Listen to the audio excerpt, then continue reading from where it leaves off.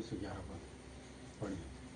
क्योंकि यहोवा परमेश्वर सूर्य और ढाल है, यहोवा अनुग्रह करेगा और महिमा देगा, और जो लोग खरी चाल चलते हैं उनसे वह कोई अच्छी वस्तु रख न छोड़ेगा। हाँ ना, क्योंकि लिखा है क्योंकि यहोवा परमेश्वर सूर्य और ढाल है। ठीक है, सूर्य कहने से अब आपको बता दूं मैं कि सूर्य जहाँ उदय होता है ना, वहाँ आपका ये लाइट काम नहीं आता है। बड़े बड़े लाइट भी फैले उसके सामने, वो 11,000 रहे चाहे कई लाख का लाइट रहे, अगर बाहर में जलते रहेगा ना और सूर्य उदय हो गया तो फिलामेंट दिखता है, उसका प्रकाश नहीं करता है। ऐसा है सूर्य का प्रकाश, क्योंकि वो परमेश्वर का रोशनी है ना, वो बनाए हैं उसको। मनुष्य के बनाने में और उसके बनाने में बहुत अंतर है। इसलिए बोलते हैं ना कि मेरा गति और मनुष्य की गति और मेरे विचार उसके और मनुष्य विचार में कितना अंतर है, आकाश और पृथ्वी का अंतर है ना। तो लिखा है क्योंकि यहोवा परमेश्वर सूर्य और ढाल है। आप समझ जाओ, ठीक है रंजीत भाई, आप इस बात को समझ जाओ कि वो जो परमेश्वर है उसके प्रकाश को देखो जो सूर्य बनाया है, तो सूर्य का समान है ना वो परमेश्वर, क्योंकि यहोवा परमेश्वर सूर्य है बोला है। मतलब इस तरह से वो प्रकाश देते, इस तरह से रोशनी है वो। मतलब सूर्य कहने से दिन में लिखे ना कि दिन ऐसा रहता है कि आदमी ठोकर नहीं खाता है कहीं भी, वो समझ मतलब वो सब चीज़ साफ साफ दिखता है। वैसे ही जब हम परमेश्वर यहोवा के पास रहते हैं तो सारा चीज स्पष्ट दिखाई देता है, क्या सही और क्या गलत है। तो लिखा है कि यहोवा परमेश्वर सूर्य और ढाल है।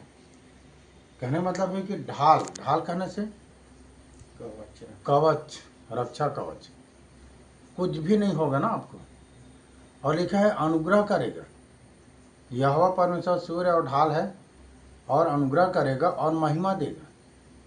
अनुग्रह करने से जो चीज़ यदि आपके पास नहीं है उस चीज़ को देगा। अगर आपके पास कुछ कम हो जा रहा है तो उसकी दया, उसकी दया हो गया तो कमी में भी आपको सब चीज़ मिल जाएगा।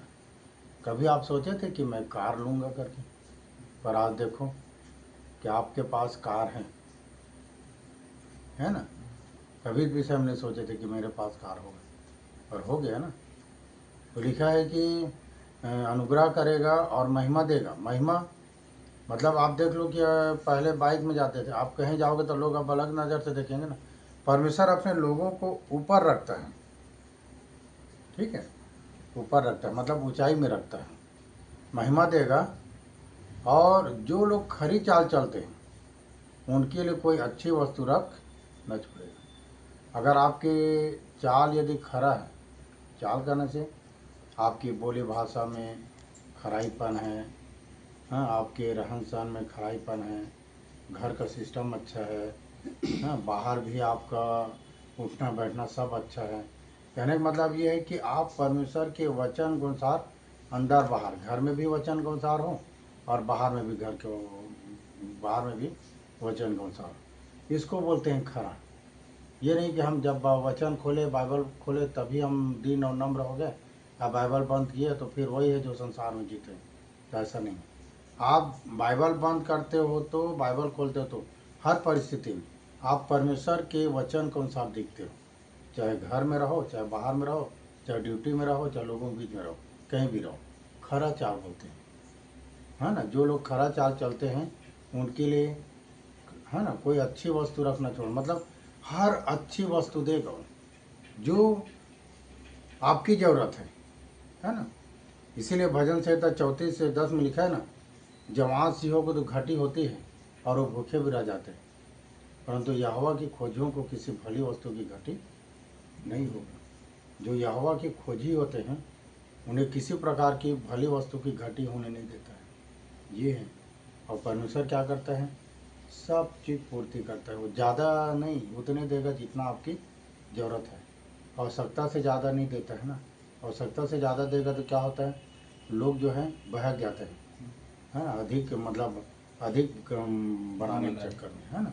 हम लोग तोड़ा के विषय में सीखते हैं ना, जिसको 5 तोड़ा मिला था 5 ही कमाया, और 2 तोड़ा मिला तो उसको उसने 2 ही कमाया। ये है, तो उतने ही देता है जितना ज़रूरत है, और तब उनको अधिकारी ठहराए ना, तू थोड़े में विश्वास योग्य रहा, इसलिए तू इन सब का क्या हो जा, अधिकारी हो जा। बोला ये है परमेश्वर का काम।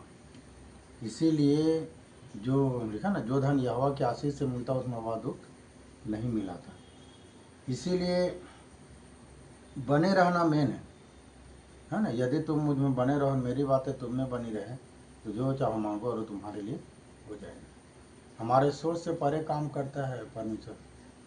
अगर आप देखे हो आयुब को, वो खरा था, सीधा था, परमेश्वर के भय मानता था और बुराई से दूर रहता था। उसके विषय में लिखा है कि पूर्वी देश में उसके समान कोई धनी नहीं था, सबसे अधिक धनी हो गया था। ठीक है, तो 4 बातें कहा था, खरा, सीधा, परमेश्वर के भय मानना और बुराई से दूर रहना। अपना तो था, अपने पत्नी, अपने बच्चे, सबको वो खरा बना रखता था। और साल में एक बार यहोवा के लिए वो करता था, है ना, भेंट करता था। और सब बाल बच्चों को बुलाते थे कि कहीं मेरे बच्चे लोग पाप तो नहीं कर दें। ये भी जवाबदारी आयुब लेके कर चलता था, अपने बाल बच्चे लोगों का भी जवाबदारी लेके चलता था। ठीक है, ये है कि धन्यवाद देने का विषय है रंजीत भैया, कि हम धन्यवाद दें कि परमेश्वर उस जगह लाया। और आप देखना कि वो तो लिखा है ना कि मैं तुम्हारे लिए अपरंपार आशीष की वर्षा करता हूँ कि नहीं, आकाश के झरोखे खोल कर। ठीक है, ये जो उसके भाग और जो उसके काम को पूरा करते हैं, सब काम परमेश्वर का है। सिर्फ ये है कि हमारा विश्वास टूटने ना पाए और भी बढ़ते रहना चाहिए, है ना। कभी भी कमी नहीं होना चाहिए, हमेशा बढ़ती रहना चाहिए ना। घटते बढ़ते बटखरे से परमेश्वर क्या करता है, घृणा करता है। तो हमारा काम सिर्फ बढ़ना चाहिए, बढ़ना चाहिए। ठीक है, आप देखना आपके बच्चे भी कहाँ से कहाँ नहीं पहुँच जाएंगे। ठीक है, आप तो बने रहो, आपके बच्चे का बनाने का काम परमेश्वर का है। ठीक है, इसीलिए एक बार और पढ़ो उसको आप। क्योंकि यहोवा परमेश्वर सूर्य और ढाल है, यहोवा अनुग्रह करेगा और महिमा देगा, और जो लोग खरी चाल चलते हैं उनसे वह कोई अच्छी वस्तु रख न छोड़ेगा। हर अच्छी वस्तु को देगा जो खरी चाल चलते हैं। ठीक है, दुआ करें।